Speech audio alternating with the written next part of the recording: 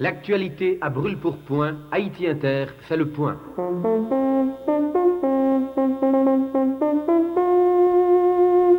« 22 septembre 1957, 22 septembre 1999, 42 ans.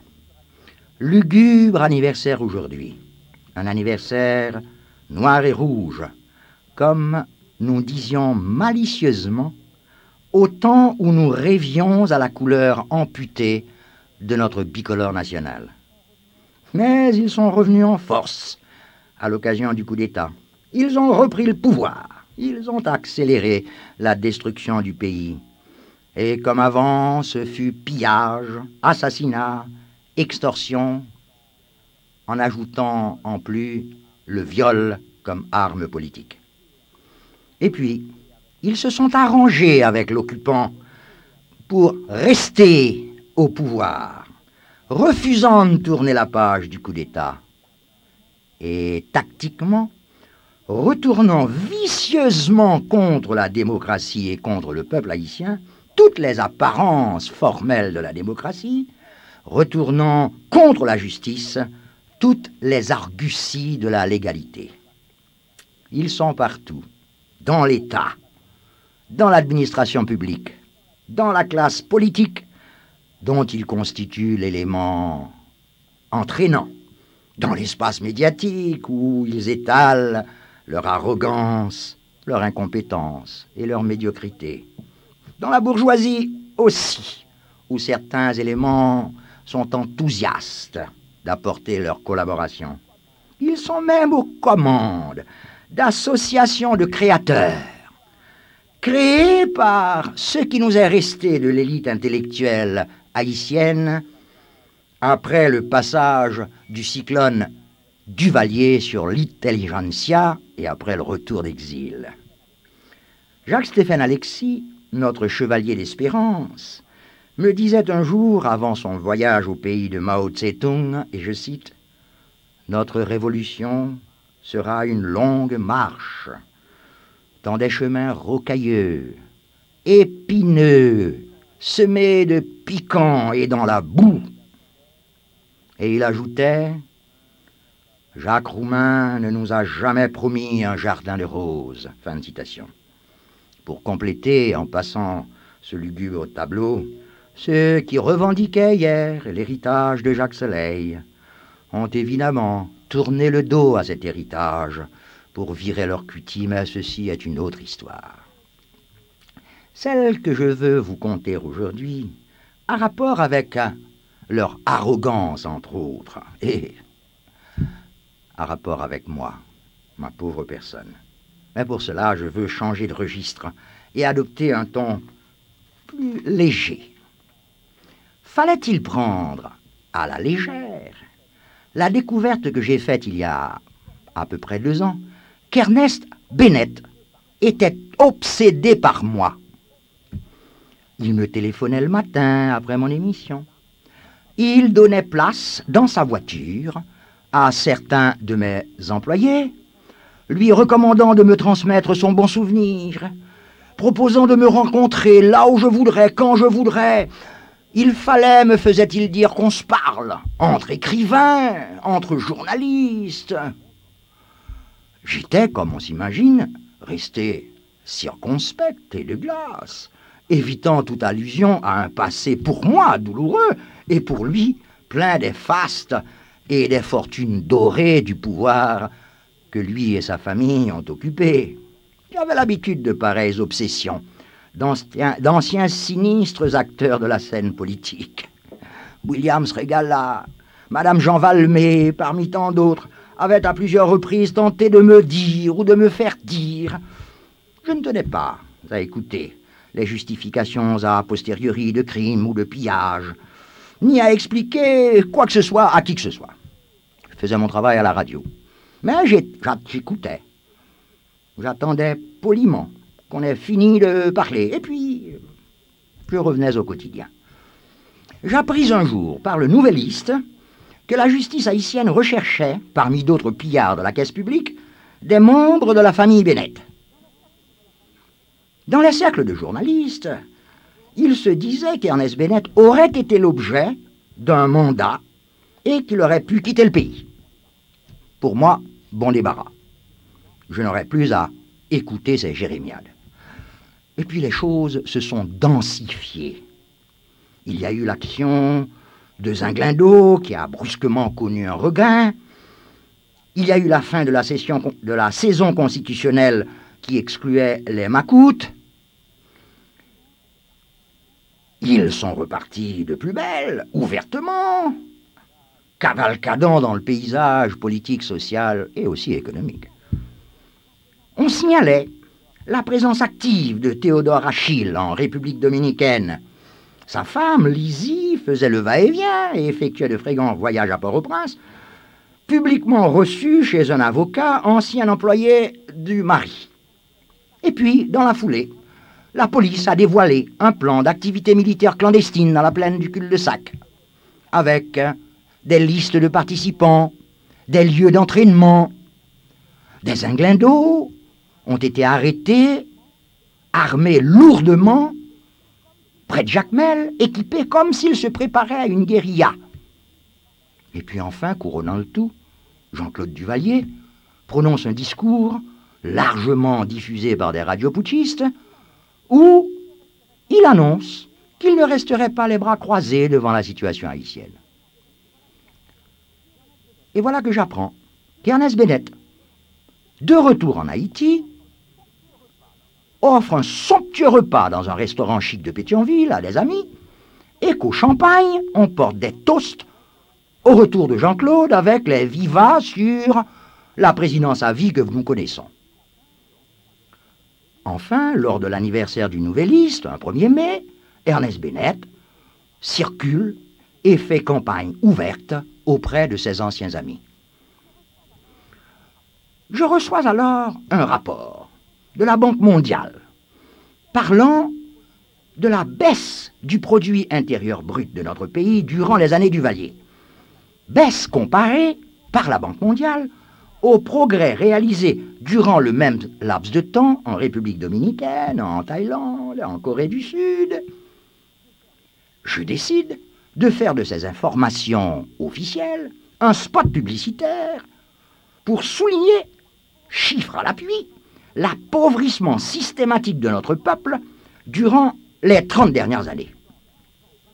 Et répondant à une campagne qui s'amplifiait autour du thème du retour de Jean-Claude Duvalier avec le slogan « Sous Jean-Claude, ça allait mieux », j'ai fait comprendre que parallèlement à cet accroissement de notre misère, à cette destruction systématique de notre pays, Haïti avait reçu 1,2 milliard de dollars d'aide internationale durant le même laps de temps. Où était passé cet argent? Dans la poche des Duvalier et des Bennett, et de leurs complices, évidemment. Je soulignais de temps en temps que ces prédateurs avaient aussi profité de la coupe acharnée des bois de nos forêts. Je diffusais des informations en provenance du Borgne, le fief des Bennett, où des paysans racontaient que durant la répression menée par le FRAPP, les forces armées d'Haïti sous le coup d'État à Bassin-Caïman, le frère d'Ernest Bennett, Pichoun Bennett, avait joué, d'après les paysans, un rôle significatif. Et puis, après cela, la noria des lettres a recommencé. J'ai été surpris de recevoir une série de lettres datées du pénitencier national, s'il vous plaît, où Ernest Bennett, avec des « Mon cher Jean, très cher ami, estimable confrère », réclamait tout simplement mon micro pour présenter sa défense au public. Il argumentait, citant la loi sur la presse, la Constitution de la République, le Code pénal, les us et coutumes. Il fabriquait de toutes pièces des souvenirs. Il se défendait furieusement de m'avoir jamais causé du tort, etc., et patati et patata. Et puis les coups de téléphone venant du pénitencier national ont repris. Je réfléchissais, il avait donc le téléphone. Il pouvait écrire, et sur du beau papier Bond, s'il vous plaît. Il avait la télévision. Il disposait de messagers, car ces lettres m'était apporté personnellement venant de lui par quelqu'un. Bref, une prison plus que dorée, somptueuse. Et je pensais tristement au sort de ces centaines d'enfants des rues, de ces dizaines de femmes, de ces centaines d'adultes croupissant à 2 pas de ce nabab au pénitencier national ou ailleurs. Comme je l'ai dit au directeur de l'administration pénitentiaire, Lavalas a reproduit en prison les différences de classe. Et puis devant mon silence obstiné, car je ne répondais pas à ses lettres, évidemment, et à ses coups de téléphone, j'écoutais, poliment. À ce moment-là, il écrit dans le Nouvelliste, et à plusieurs reprises, s'en prend nommément à moi. J'empêche en respirant certaines gens de vivre. Silence méprisant de ma part. Dernier appel téléphonique, nouvelle jérémiade, plaidoyer pour son innocence. Ah, la moutarde me monte au nez. Vos victimes, monsieur, celles de votre fille, celles de votre belle famille, celles de la bande de pillards et d'assassins,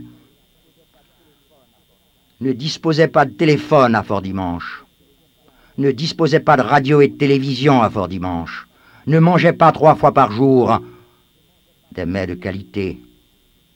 Monsieur, lui ai-je dit à ce moment-là, vous auriez dû, chaque fois que vous vous exprimez, crier « Vive Lavalas !»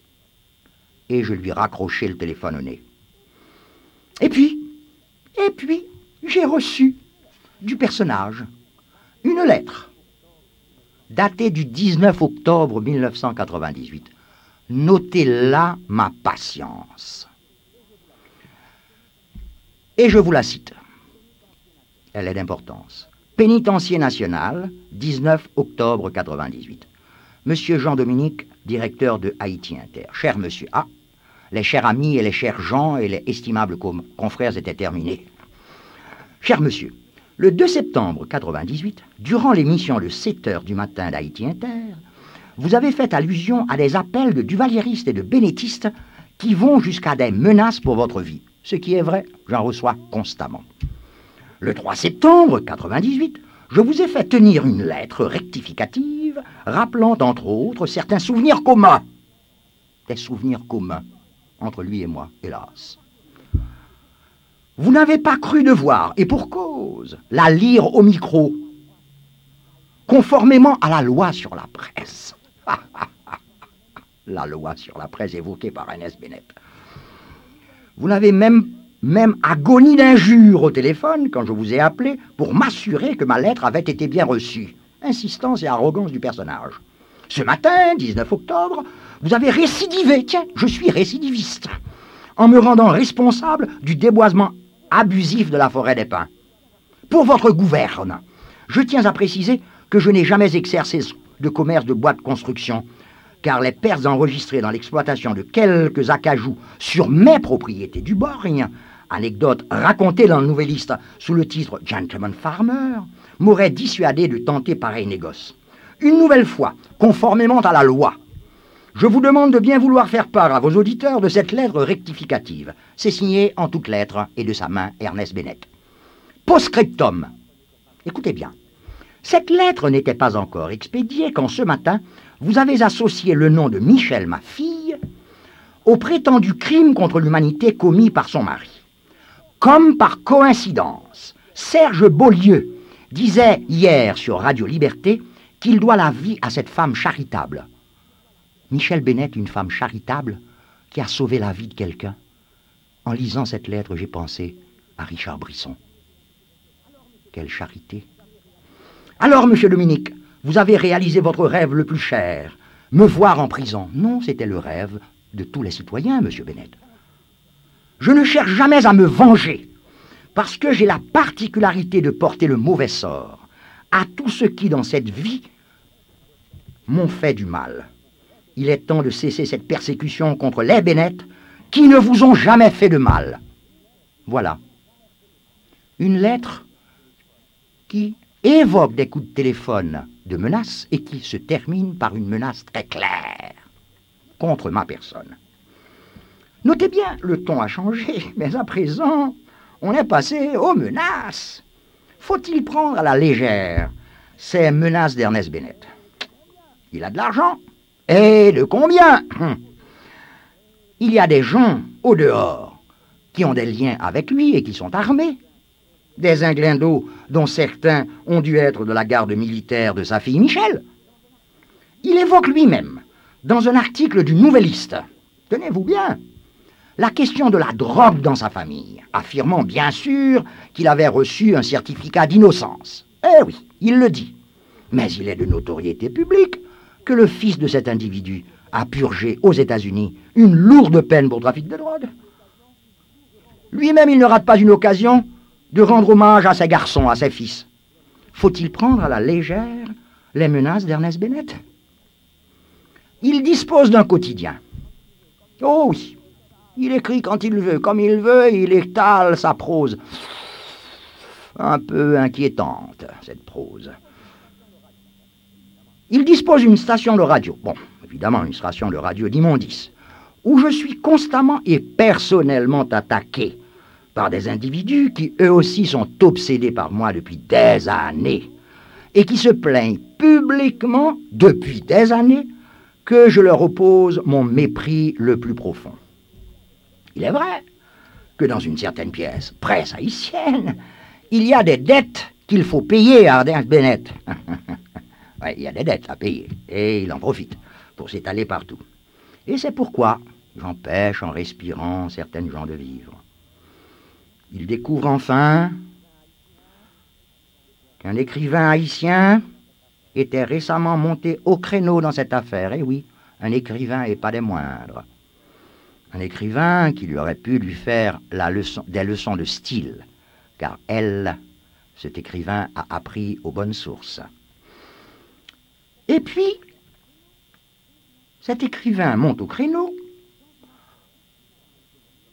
dans une affaire où Ernest Bennett, comme toujours, dans la presse, s'en prend au messager, vieille tradition de la dictature, messager, moi en l'occurrence, qui l'accuse de tous ses malheurs, pour voiler le fait que le message, bien clair, vise sa famille et lui, responsable de la misère du peuple haïtien. Cet écrivain haïtien intervient donc dans le débat, faisant chorus avec un certain indicateur de police qui, au temps de la dictature macoute, désignait de New York à François Duvalier et à Luc Désir, patriotes et militants qui, évidemment, finissaient par se faire massacrer en Haïti. Militants qui furent peut-être des camarades de cet écrivain à l'époque. À l'époque, on flirtait avec le PICH, et puis on a viré sa cutie. Mais aujourd'hui, on fait chorus avec ce délateur pour inviter, on a des lettres, pour inviter Milan Kundera à jeter un voile impudique sur la grande corruption des Bennett, 1,2 milliard de dollars. C'est pas la grande corruption, ça? Il est vrai que là aussi, comme dans une certaine presse, il y a des dettes à payer, des dettes de famille ou des dettes de jeu. Oh, insoutenable légèreté d'une intelligence pervertie par l'absence héréditaire de toute référence morale. En réfléchissant à ce 22 septembre, il faut quand même se dire qu'ils sont présents partout avec la même arrogance, avec le même désir hégémonique d'occuper tout le pouvoir. Ils font le calcul qu'après avoir à jamais, selon eux, perverti la fibre morale de notre pays, exterminant à Fort-Dimanche toute référence éthique, ils font le calcul que sur cet amoncellement de cadavres, passés, présents et à venir, ils pourraient demain recommencer à piller et à finir de détruire notre pays. Mais à cela, je n'ai pas de référence tchécoslovaque. Il y a une référence, pour finir. Là où j'ai fait banda, tout en soleil pour qu'on lever. Et puis une seconde. Barrière la douane de dit passer ça. Nous connaissons comment ça finit pour barrière la douane. Mais il continue à être obsédé par moi. J'empêche toujours en respirant certaines gens de vivre. On a tout essayé. Nous grignoter, nous enfoncer, nous électrocuter, nous noyer, nous siphonner. Il y a plus de 50 ans que cela dure, et il n'y a pas de raison que cela cesse. On peut encore essayer de nous écraser, de nous mitrailler, de nous circonvenir, de nous calomnier, de nous acculer, de nous séduire, de nous acheter, de nous vider, de nous déformer. Il y a plus de 50 ans que cela dure. Y a-t-il une raison que cela cesse? Oui, une. Il faut que les choses changent en Haïti. Pour la liberté de la presse, Radio Haïti, au service du peuple haïtien. AM 1330, FM 106. L'actualité à brûle-pourpoint, Haïti Inter fait le point.